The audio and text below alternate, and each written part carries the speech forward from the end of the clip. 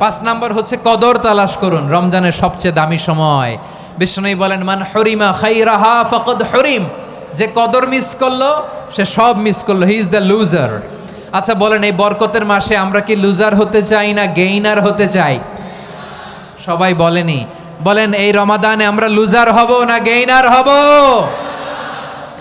ইন্না আনজালনাহু ফি লাইলাতিল কদরি ওয়া মা আদরাকা মা লাইলাতুল কদর লাইলাতুল কদরি খায়রুম মিন আলফি শাহর। পড়েন আল্লাহু আকবার।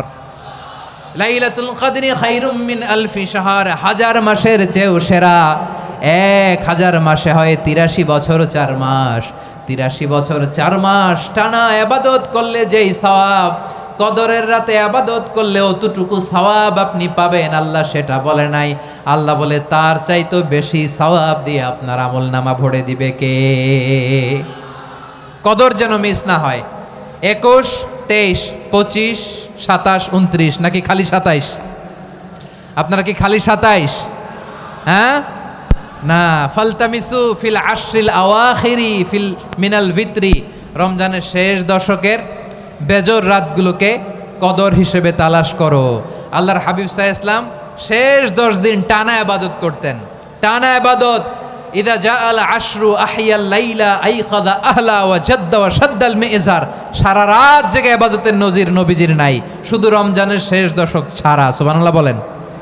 নিজেও ঘুমাতেন না, ফাতেমা রাদিয়াল্লাহু তাআলা আনহু, আলী রাদিয়াল্লাহু তাআলা আনহু কাউকে ঘুমাতে দিতেন না, সবাইকে জাগিয়ে তুলতেন। আমরা সারা রাত জেগে ইবাদত করব, রাজি আছেন তো?